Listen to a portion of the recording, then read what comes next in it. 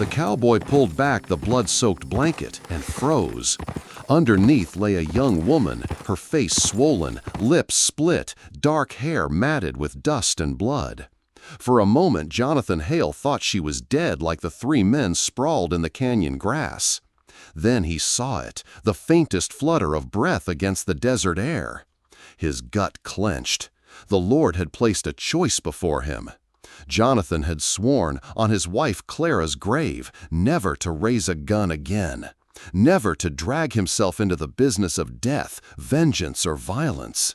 For 6 long years he had lived by that vow, scratching out a quiet life at his lonely spread on Coyote Ridge. But here she was. The girl's wrist bore a crude rope burn. Her dress, once finely stitched, more like something from Chicago than these wild New Mexican hills, was torn nearly to rags. Her eyes fluttered open as the sun struck her face, and for a second she looked straight at him. Terror, pain, pleading.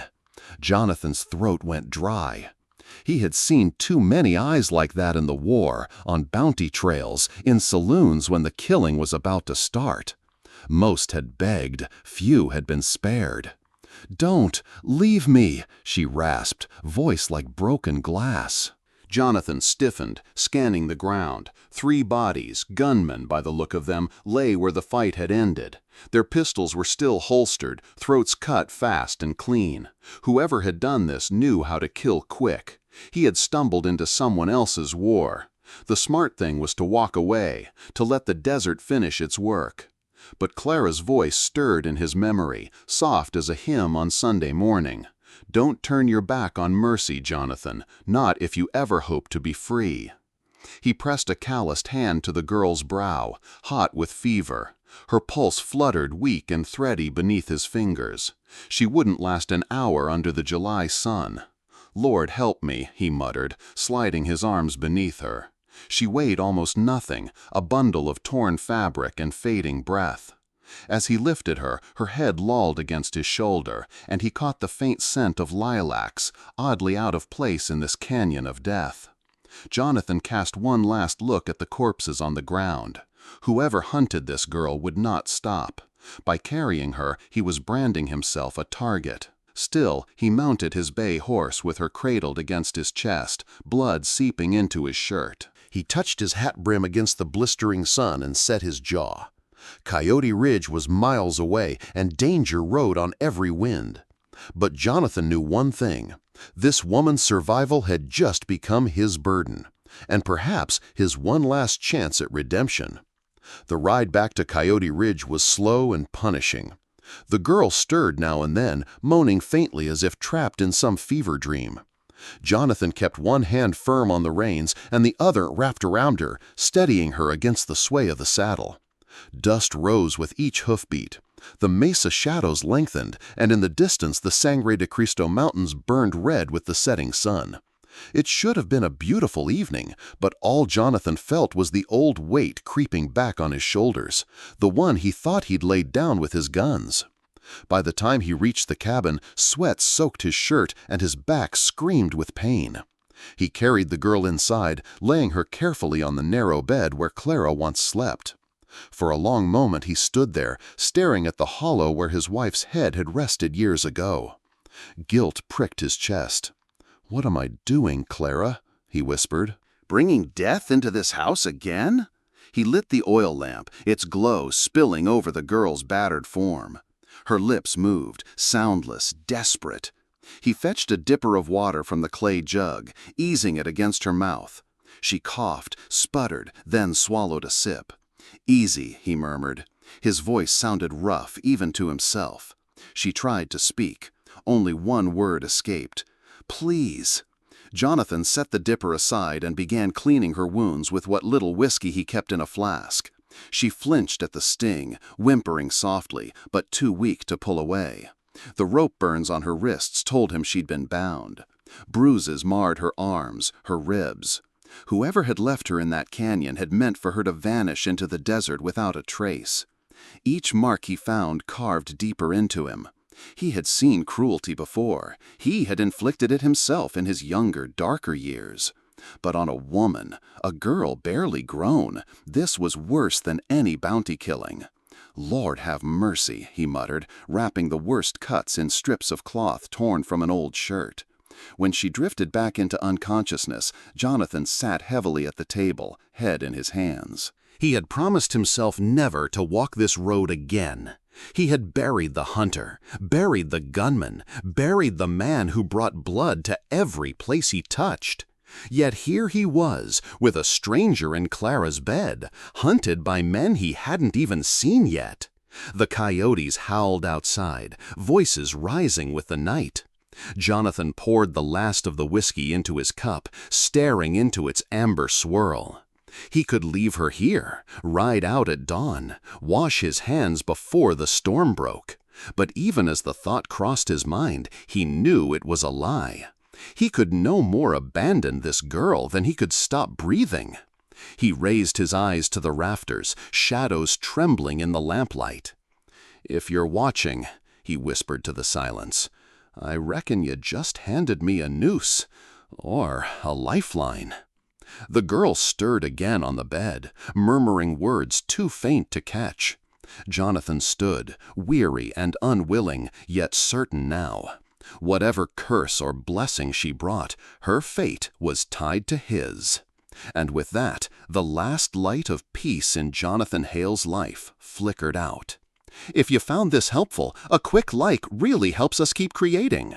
For days, the girl drifted between fever and silence. Jonathan kept her alive with spoonfuls of broth, sips of water, and strips of cloth dipped in cool well water. Each morning he half expected to find her gone, her breath stilled. Each morning, to his quiet surprise, she clung on. Her strength returned slowly, like coals stirring in an old hearth. By the second week she could sit up against the headboard, though every movement left her trembling. The sound of a door creaking or a boot on the porch sent her flinching like a startled doe. When Jonathan reached to adjust a bandage, she whispered, "Please, don't." He froze, then carefully pulled back his hand. From then on, he asked permission. "May I change this dressing? Do you need water?" Sometimes she only nodded, eyes darting with distrust. Other times she surprised him with a faint, "Thank you." Jonathan said little. Words had never been his gift. He moved around the cabin with a quiet heaviness, stoking the stove, fetching firewood, boiling herbs. Yet in the quiet, something fragile began to take shape between them. Trust, not yet full, but growing like a sapling in hard soil. It was on a dusty afternoon when the knock came. Jonathan tensed, instinctively reaching for the rifle propped in the corner. But when he opened the door, it was only Elias Whitaker, tall, lean, his once cavalry posture softened by years of preaching. His gray beard framed a lined face, and his eyes carried both sorrow and warmth. "Well, I'll be," Elias said, stepping into the dim cabin. "Last I heard, Jonathan Hale was through with saving lost souls." His gaze settled on the girl, who shrank back against the pillows. Elias removed his hat gently. "And yet here one lies." Jonathan muttered, "She would have died out there." Elias studied him. "And you would have let her, once." Silence. Jonathan busied himself at the stove, jaw clenched. Elias crouched near the bed. "Child, you're safe here. Name's Elias. I keep the chapel over by Arroyo Crossing." The girl's lips parted, as though to speak, but no sound came. Only her eyes, watchful, searching, seemed to weigh his words. Later, while she dozed, Elias sat at the table with Jonathan. "You've been hiding a long time," he said softly. "Grace doesn't come from burying yourself, old friend. It comes from what you do with the days the Lord still grants you." Jonathan stared at the lamp flame. "Grace?" He shook his head. "I laid my gun down to keep my wife's memory clean, that's all. Whatever's left of me isn't worth grace." Elias leaned forward, voice low but firm. "Then maybe this girl is the Lord's way of showing you different." The words cut deeper than Jonathan cared to admit.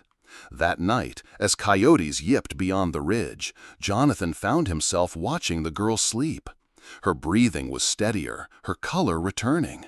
She was no longer just a burden. She was proof he had not yet vanished into dust. And for the first time in years, Jonathan wondered if Clara's prayer, that he might one day find peace, was not finished after all. The fever broke on the 12th night. After that, Eliza Romero began to speak, not much at first, only fragments, as if each word cost her dearly. But the fragments formed patterns, and soon Jonathan understood he was tending not just a wounded body, but a living secret. She would murmur names in her sleep. "Barrett, Vance, don't take them, please, not the cellar." Jonathan, lying awake in the chair by the fire, caught the pieces and stored them like cartridges in his mind. One morning, as sunlight fell across the quilt, Eliza's eyes focused on him with rare clarity. "Chicago," she whispered. Jonathan leaned closer. "What about it?" Her hands trembled, clutching the blanket. I worked for a family, wealthy, Cornelius Barrett. He owned half the stockyards. His partner, Silas Vance. They said they were helping children, orphans, but it was a lie." Her breath shuddered. "They took them from the trains, indigenous, immigrant children. They locked them in the cellar, like cattle." Jonathan's stomach tightened. He had chased outlaws across deserts, seen men kill for a horse, for a hand of cards. But children, sold like stock? That was a cruelty beyond even the bounty trails. "Easy now," he said, though his own voice felt tight. "You don't have to speak it all at once." But Eliza shook her head. "You need to know. Judge Denton, here in New Mexico, he signed the papers, called them wards of the state, sent them on the trains to Barrett. Everyone thought it was charity, but it was business, dirty business." Her words fell like stones into the silence of the cabin. Jonathan sat back heavily, running a hand down his weathered face. He had heard whispers during the panic of '73, banks collapsing, fortunes ruined overnight. Men like Barrett had come out richer than before. Now he saw how. Eliza's voice cracked. "I tried to stop them. I wrote letters, asked questions. That's why they—" She stopped, eyes filling. Jonathan knew the rest.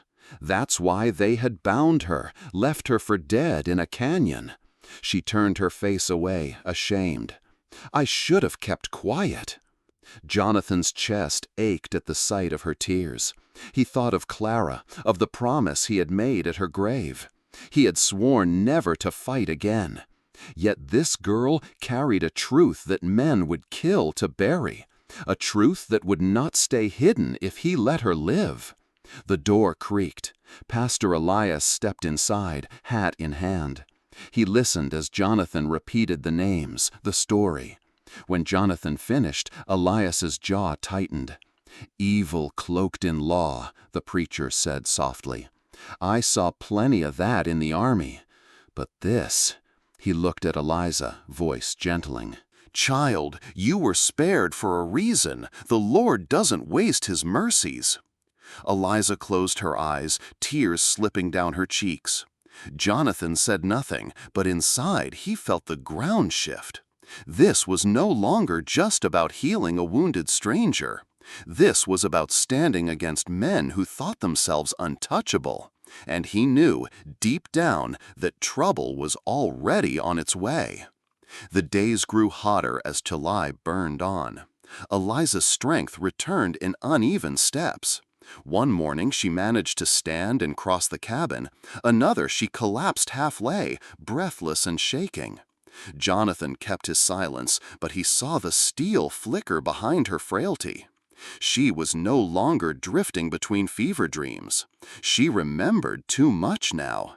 One evening, after tending the goats, Jonathan returned to find her sitting by the window, staring at the long tracks of dust stretching toward the horizon. Her voice was low, almost carried away by the wind.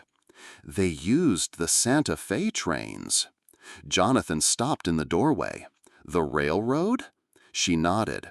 The Atchison, Topeka, and Santa Fe. Barrett and Vance had men stationed at depots. Children from the reservations, from immigrant camps, labeled as orphans.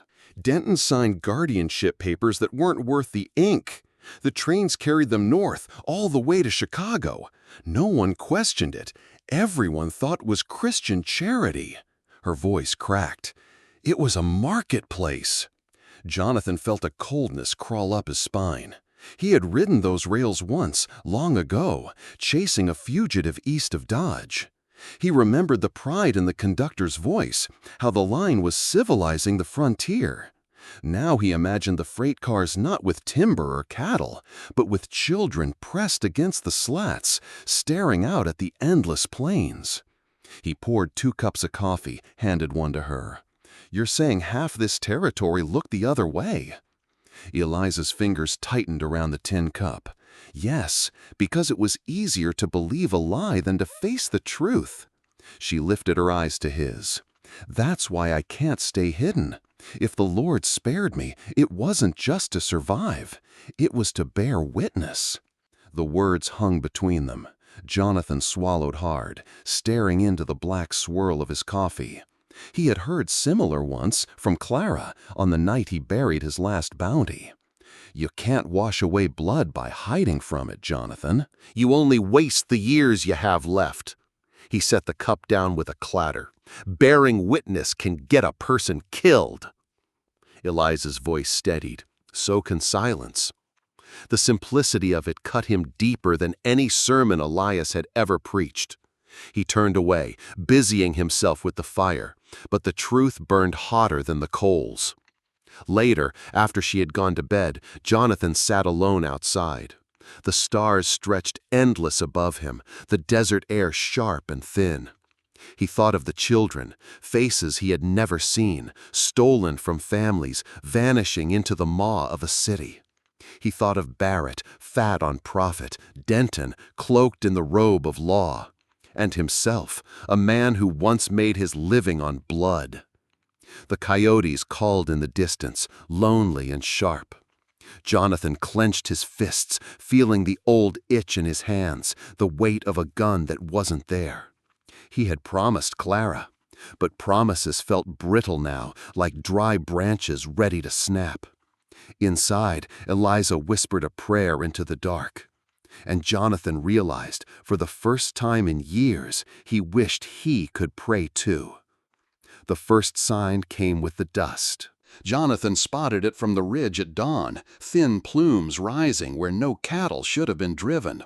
Riders, at least half a dozen, combing the valleys below. He didn't need to ask who they were. By midday, word reached him in another form. A neighbor, Samuel Hart, rode hard to the cabin, sweat streaking his gaunt face. Samuel had once been solid as oak, a farmer whose laughter carried across the fields. Now his eyes were hollow, rimmed with sleepless grief. "They're hunting," Samuel rasped, sliding from his saddle. "Judge Denton's dogs, asking about a woman. Said she's dangerous, said she's wanted for theft, fraud, lies, all of it. I thought you should know." Jonathan cursed under his breath. He glanced toward the cabin where Eliza sat reading by lamplight. She was still too weak to ride far, but strong enough now to understand the danger. Samuel's voice cracked. "My daughter, Hannah, she vanished last spring. Took the train east, said she was bound for a church orphanage, never came back." His hands trembled on the reins. "If these men are tied to that, I want in." Jonathan studied him. Desperation flickered in Samuel's eyes, the kind that made a man reckless, but also the kind that made him dangerous to the right enemy. Slowly, Jonathan nodded. That night, another knock came at the door, soft, measured. Jonathan raised the rifle before answering. Outside stood a small woman in a faded blue dress, gray threaded through her black hair. A basket hung from her arm, herbs spilling fragrance into the night. "Martha Lou," she introduced herself, voice calm. "I heard you had someone sick. I know medicines the doctor won't give." Jonathan hesitated. Martha was a widow, her husband lost in the mines years back. The town treated her with polite distance. Chinese blood carried suspicion in these hills. But Jonathan knew honesty when he saw it. He lowered the rifle. Inside, Martha brewed teas that eased Eliza's trembling. She examined the girl's scars without judgment, murmuring prayers in her own tongue as she worked. When Eliza flinched at her touch, Martha simply smiled. "No fear, child. Pain is only a passing guest." By the fire, Samuel spoke in low tones. "Boone's leading them. Caleb Boone. You remember the name?"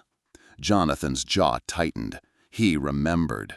Boone had ridden with a posse years ago, merciless, fast with a gun, a man who took pleasure in breaking others. If Denton had sent Boone, this wasn't a search, it was a hunt. The cabin felt smaller than ever, shadows pressing close. Jonathan stared at the rifle leaning against the wall. He had sworn never to touch it again. But as Eliza sipped Martha's tea, as Samuel clenched his fists in silent rage, as the night wind carried hoofbeats far off in the dark, Jonathan knew the truth. They couldn't hide much longer. War had already found them.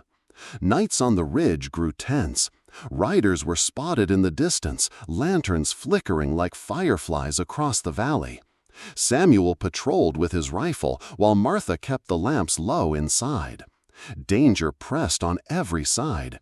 Yet within the cabin something new stirred, hope, fragile and stubborn. It began by the fire one evening. Eliza, her strength steadier now, folded her hands and whispered a prayer before the stew.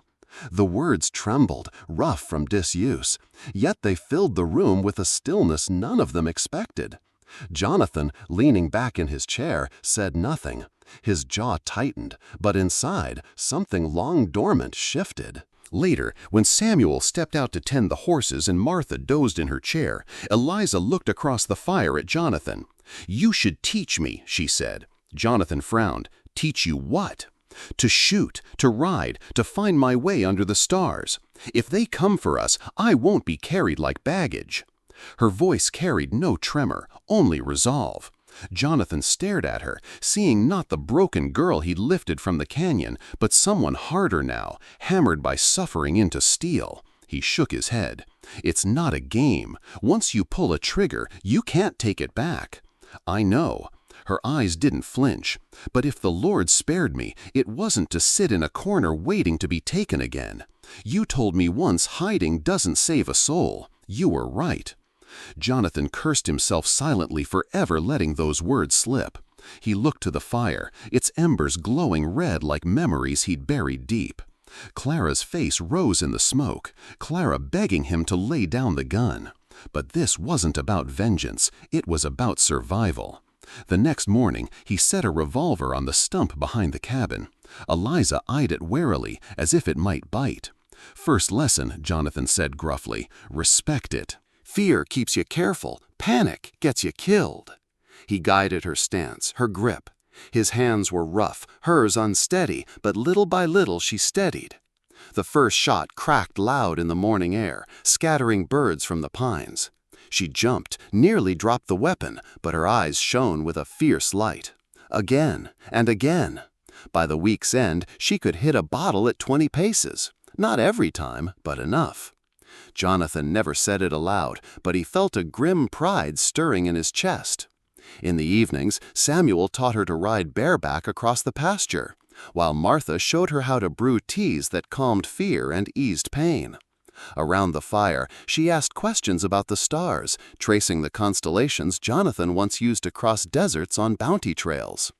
He found himself speaking more than he had in years, his voice gravelly but steady, her eyes drinking in every word.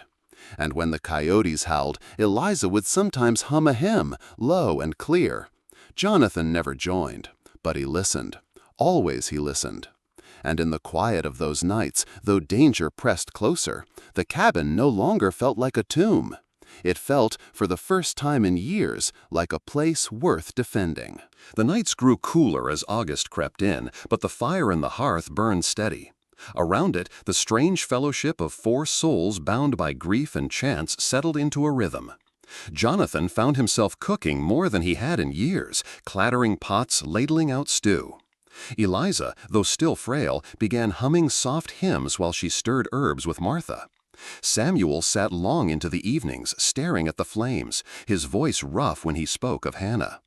"She was 16, he murmured one night, staring into the smoke. Said she wanted to see the world. They told her there was a place in Chicago. Church school, they said. I gave her money for the fare." His hands shook as he pressed them together.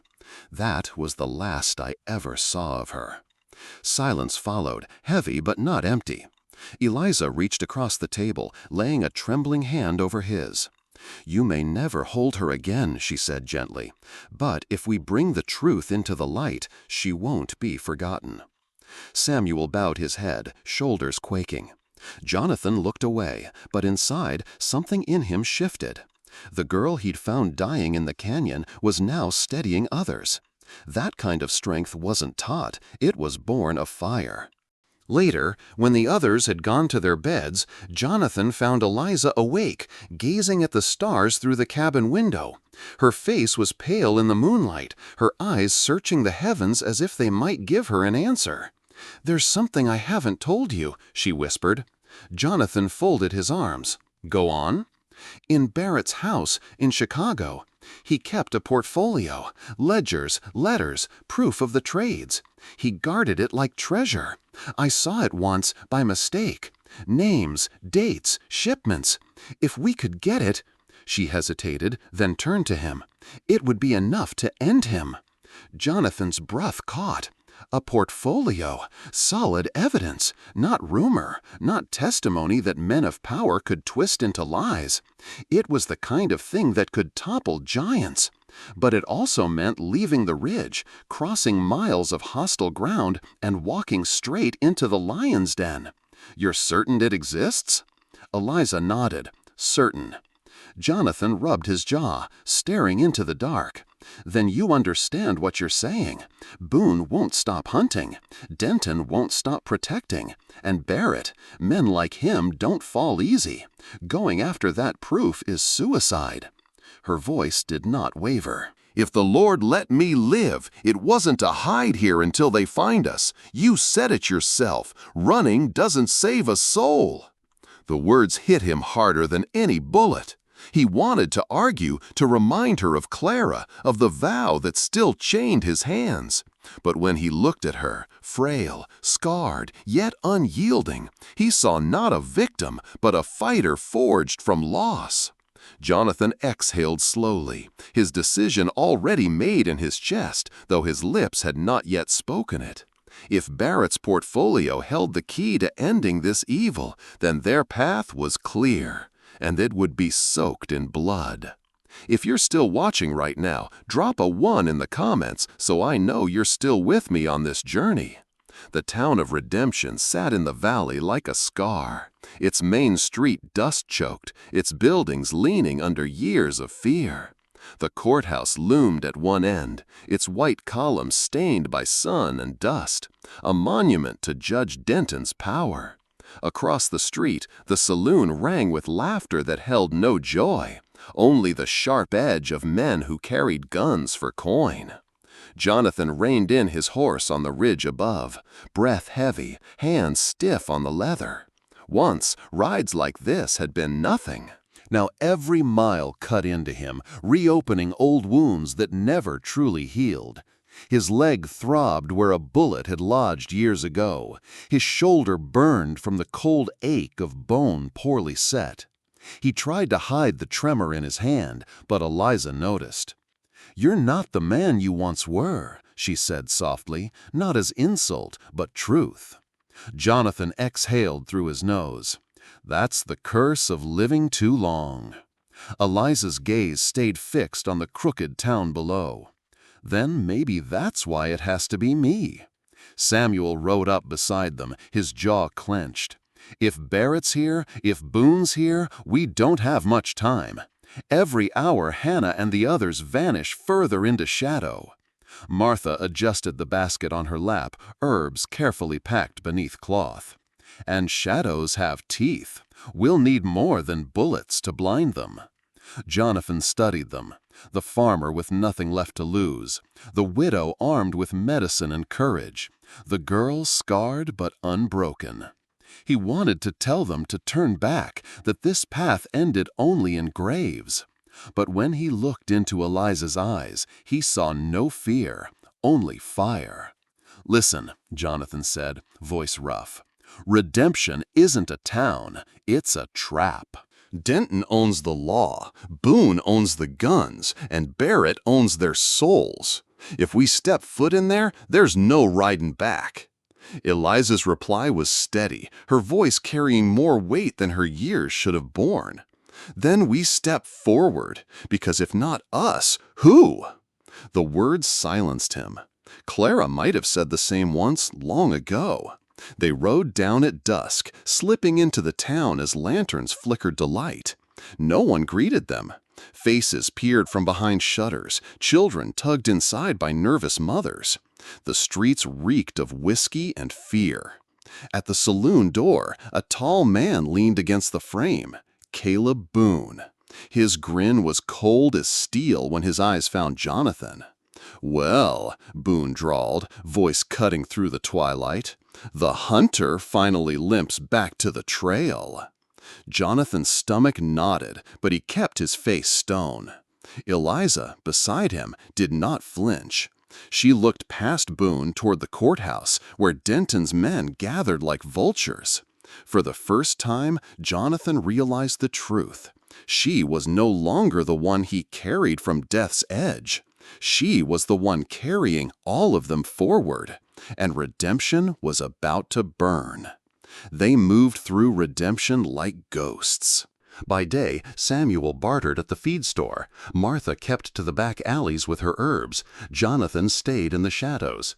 But Eliza had a role only she could play.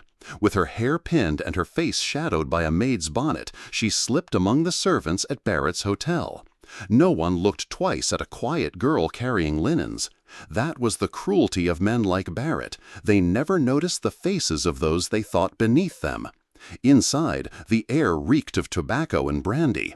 Barrett's voice drifted through the half-open door of his suite, arrogant and smooth, speaking with Silas Vance about shipments and consignments as if they were crates of lumber. Eliza's hands trembled as she crept inside during a lull, her eyes darting to the desk. There it was, the portfolio. Black leather, bound with brass clasps. The weight of hundreds of stolen lives rested inside. She reached for it. The hinges creaked. A guard stepped in, eyes narrowing. Eliza froze. Her disguise faltered under his stare. The portfolio nearly slipped from her grasp.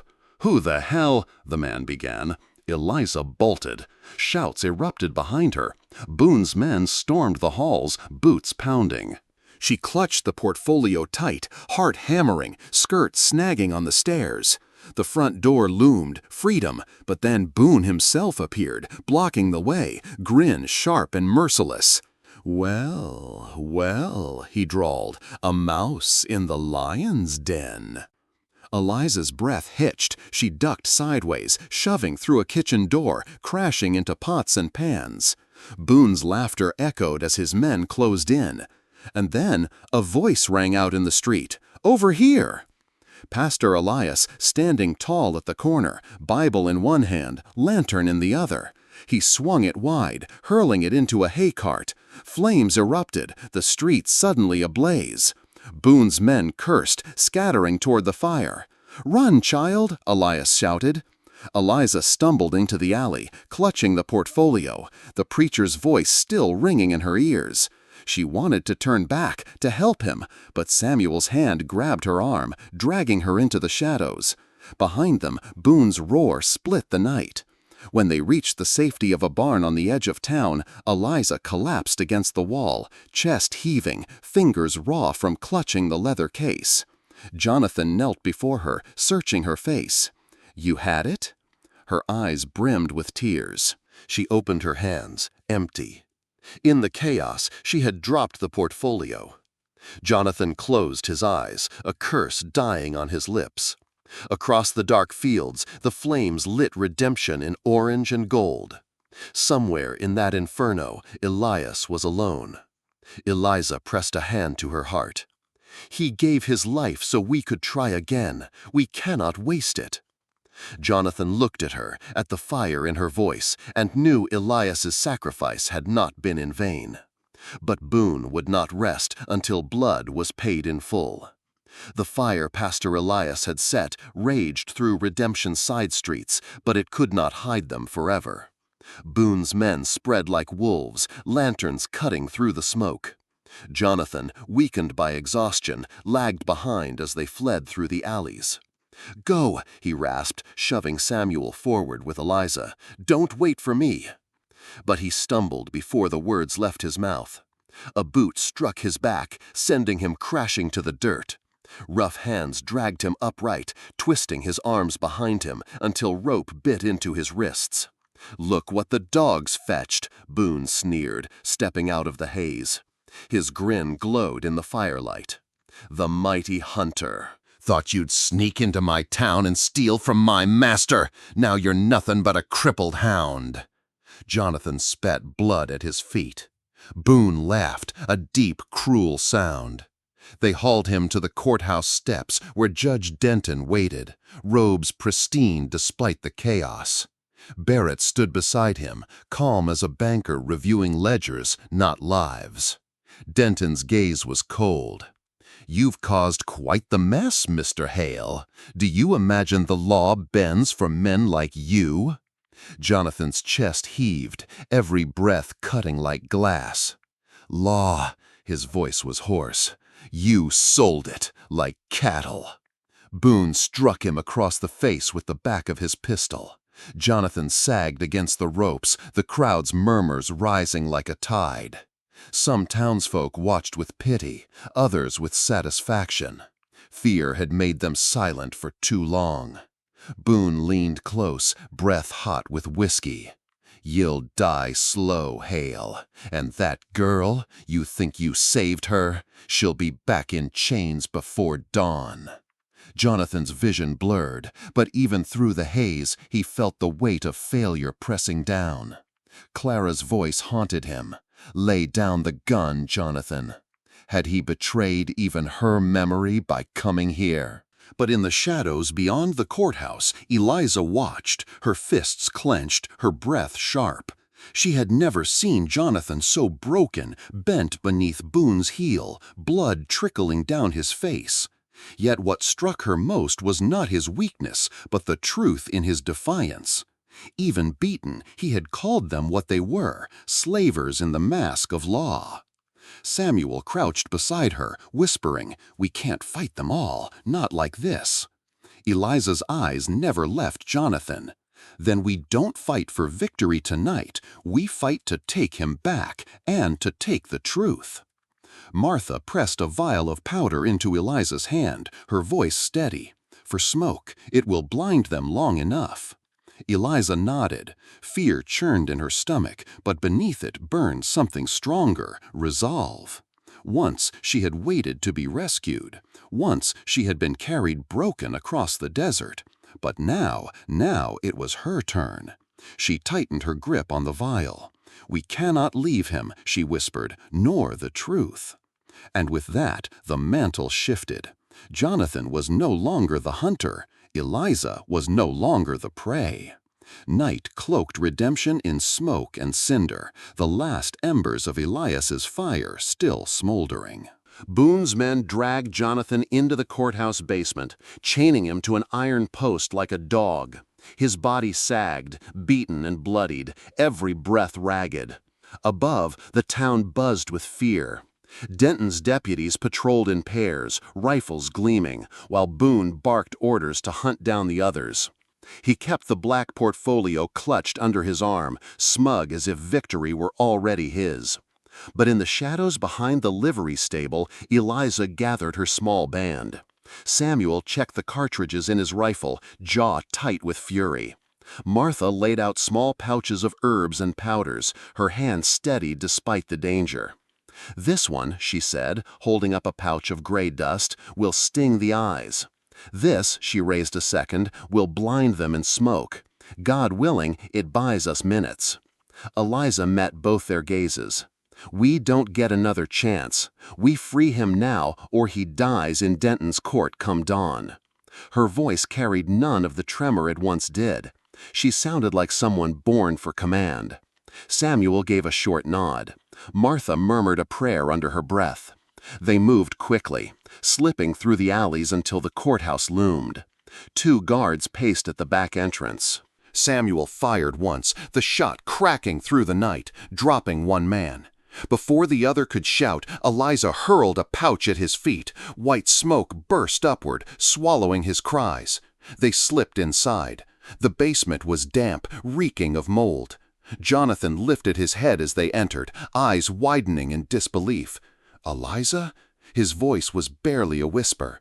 "We're here," she said, crouching beside him, fumbling with the chains. "We're not leaving you." Martha scattered more powder at the stairs. When the first deputies rushed down, coughing and blinded, Samuel cut them off with steady fire. The air filled with gun smoke and screams. Eliza's hands trembled, but she forced them still. At last, the lock gave. Jonathan collapsed forward into her arms, heavier than she expected. Blood soaked his shirt where Boone's men had beaten him raw. "Can you walk?" she asked. "Not far," he rasped, "but far enough." They staggered toward the exit. For one brief, shining moment, it seemed they might make it. But at the top of the steps, Boone appeared, portfolio under one arm, pistol gleaming in the other. His grin was pure malice. "You think you've won." His eyes flicked to Eliza. "The girl leads now? How quaint." Samuel raised his rifle, but Boone fired first. The shot tore into Jonathan's side. He gasped, crumpling, Eliza dragging him down the last steps.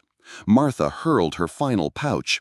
Green smoke exploded, filling the hall with a choking fog.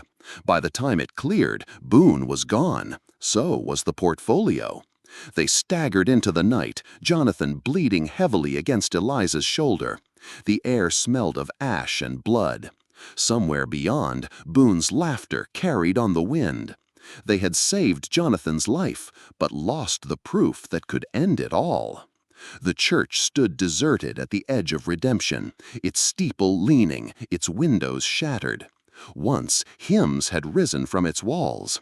Now only the wind howled through broken glass.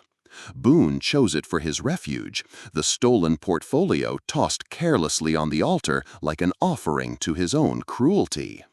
Jonathan staggered through the doorway, blood soaking his shirt, every step in agony. Eliza had tried to stop him, but he knew this was his burden to carry. If he failed now, Boone's shadow would devour what little hope remained. Boone stepped from the chancel, boots echoing on the warped boards. His pistol gleamed in the candlelight. His smile was cold. "Well, look who crawled back from the grave," Boone sneered. The hunter turned prey. "Tell me, Hale, where's your God now? He didn't save those children. He won't save you." Jonathan braced himself against a pew, the wood splintering under his weight. His breath came harsh, but his eyes burned steady. "You're right, Boone. He didn't save them." His voice cracked, but rose stronger. "He sent me." The words cut the silence like a bell. For the first time, Boone's grin faltered. Then the guns roared. The first shot shattered the pulpit, splinters flying. Jonathan ducked behind a pew, his hand shaking as he reloaded. Boone's bullets tore through wood, each one echoing like thunder in the hollow church. Jonathan forced his body upright, leaning against the pew to steady his aim. Boone stalked forward, voice dripping venom. "You think you're a savior? You're nothing but a broken killer, a relic." Jonathan's finger tightened on the trigger. His voice was ragged but clear. "Maybe so, but even relics can shine if the light's still in them." He fired. The bullet struck true, slamming Boone back against the altar. He dropped his pistol, clutching his chest, eyes wide in disbelief. The portfolio slid from the altar, papers scattering like fallen leaves across the floor. Boone's knees buckled. He laughed once, bitter and broken, before crumpling at the base of the cross that still hung crooked above the altar. Jonathan stood swaying, gun slipping from his grasp. Blood poured from his side, his legs threatening to give way. But he managed one final step forward, looking down at Boone's lifeless form. "This isn't my victory," he whispered. "It's hers." Eliza's footsteps pounded into the church, Samuel close behind. She dropped to Jonathan's side, her hands pressing against his wound, her eyes wide with fear. He shook his head faintly, nodding toward the scattered papers. "Take it, Eliza. The truth, that's what matters." Her trembling fingers gathered the portfolio, the ink-stained proof of Barrett's empire of misery. The weight of it felt heavier than iron, yet it carried hope enough to light the world. Jonathan sagged against her, his breath shallow. Eliza's tears fell onto his bloodied shirt as she clutched both him and the portfolio. Boone was dead. The proof was saved. But the cost had only just begun. The night sky over Redemption glowed red. Flames spread through the streets as townsfolk, long silenced, finally rose against Denton's deputies. Years of fear gave way to rage. Doors burst open. Men and women poured into the square with rifles, shovels, whatever their hands could hold. The courthouse windows shattered under thrown stones. Denton's voice roared from the steps, demanding order, but no one obeyed. For the first time, the judge's words carried no weight. His power, once absolute, dissolved in the firelight. Jonathan staggered from the church, supported by Eliza and Samuel. Blood stained every step he took, but his eyes remained fixed on the chaos below. He had seen many towns burn in his life, but never like this. This wasn't destruction, it was cleansing. Martha pressed a rag to his wound, whispering, "We must get you to Silver Creek, there's a doctor there." Jonathan shook his head weakly. "Too far." Eliza tightened her grip, her voice fierce. "No, we'll get you there. You're not leaving us now." He turned his face to hers, a faint smile breaking through the pain. "I was never meant to carry it this far." "That's your task now." Her hands shook as she clutched the portfolio to her chest. "I don't know if I can." "Yes, you can," Jonathan rasped. "You've walked through fire and lived. Clara once asked me to lay down the gun. I couldn't. But you're the one meant to lift up the truth instead." Behind them, a gunshot cracked. Denton, desperate, had drawn his pistol, firing wildly into the crowd. But the people no longer cowered. They surged forward, dragging him down in a storm of fists and fury. His gavel clattered to the ground, trampled into dust. Eliza's eyes filled with tears as she looked back at Jonathan. His face was pale, sweat beading his brow. Yet his voice, though faint, carried the weight of a vow. "Take it to Santa Fe, to the governor. Let the world see what Barrett built. Don't stop, don't look back." Samuel met Eliza's gaze, his jaw set. "I'll see her there, I swear it." Martha touched Jonathan's hand gently. "And I'll keep him alive long enough to try." The roar of the burning town swelled behind them, shouts mingling with gunfire and the crack of collapsing timber. Redemption was being remade in fire. As they slipped into the darkness beyond the ridge, Eliza looked back one last time. The flames painted the sky like dawn breaking, and in that moment she felt the weight of Elias's sacrifice, Jonathan's wounds, Samuel's loss, Martha's courage, all of it pressed into her heart. She clutched the portfolio tighter. It was not paper she held, but justice. Jonathan's whisper reached her ear, almost lost in the wind. "You're the one meant to carry this." And with that, the old hunter closed his eyes, leaving the future in her hands. If you like this video, please comment number 9. If you don't like it, please comment number 0.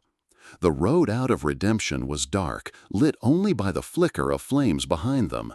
Smoke clung to the valley, curling upward to stain the stars. Every step of their horses felt heavier, as though the land itself carried the weight of what had been done. Jonathan slumped in the saddle, his body swaying. Martha rode beside him, one hand steadying his shoulder, the other clutching a pouch of herbs pressed to his wound. Her voice was low, steady, reciting a prayer in Chinese that none of them understood, but all felt. Samuel led the way, his rifle across his lap, eyes sharp despite the exhaustion etched into his face. He had lost his daughter years ago to the same evil they now fought, but tonight, for the first time, there was a chance her memory might serve a purpose greater than sorrow. Eliza rode last, clutching the portfolio against her chest. Her fingers were sore from gripping it too tightly, but she could not loosen her hold. The weight was not just leather and paper. It was the voices of the children she had seen in the cellar, the cries she remembered in her fractured dreams.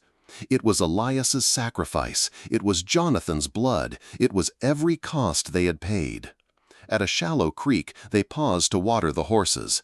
The sound of running water should have been soothing, but silence pressed in, broken only by Jonathan's labored breaths. Eliza slid from her saddle and knelt beside him. His eyes fluttered open, cloudy with pain. For a moment, she thought he would not recognize her. Then his lips curved faintly. "You made it," he whispered. Her throat tightened. "Because of you." "No," he said, voice hoarse. "Because of him." His eyes shifted toward the night sky, where the smoke thinned to reveal a scatter of stars. "I ran for years, Eliza, hid behind guilt. But grace, it found me, even here." Tears blurred her vision. She had thought herself the one carried from the desert, but now she saw the truth. He had been carried too, through years of darkness, into this moment. Martha touched Eliza's arm gently. "He must rest. His spirit is strong, but the body—" She shook her head. "Silver Creek, quickly." They mounted again, pushing their weary horses north. Behind them, the fire in redemption slowly dimmed, leaving the valley in ash and silence. The town would never be the same. Perhaps that was mercy. Hours later, when the sky began to pale with dawn, they found shelter in an abandoned line shack near the edge of the hills. The roof sagged, the walls cracked, but it offered cover enough. They laid Jonathan on a cot fashioned from hay and canvas. His breaths were shallow but steady. Eliza sat beside him, her hand still clutching the portfolio. She could not set it down, afraid that if she did, the weight of her promise would slip away. Samuel crouched near the door, keeping watch. Martha brewed a bitter tea, the steam curling like incense in the dim room. For the first time since the church, silence felt less like despair and more like reprieve. Eliza opened the portfolio. The ledgers inside were meticulous, lists of names, ages, and sums of money. Each child reduced to a number on a page. She felt sick, but also resolute. These pages were no longer secrets, they were testimony. She closed it gently and looked at Jonathan. His face was pale, but at peace, as though a burden had finally lifted. She thought of his words in the church. "He sent me," and now she understood. He had not been sent to save her alone. He had been sent to pass on the torch. Eliza pressed her hand over the leather case and whispered, almost to herself, "I'll carry it, I swear." Outside, the first light of dawn broke over the hills, painting the horizon gold. Smoke still hung in the distance, but here, in this fragile morning, there was room for something new. For the first time in years, Eliza let herself believe in tomorrow. Santa Fe shimmered in the high desert sun, adobe walls glowing warm against the blue sky. For Eliza, it felt like stepping into another world, one where life bustled in open markets, church bells rang, and children's laughter spilled from courtyards. Yet every sound cut her with memory. Laughter like that had been stolen, caged, traded. She rode through the gates with Samuel at her side, the portfolio bound in cloth against her chest.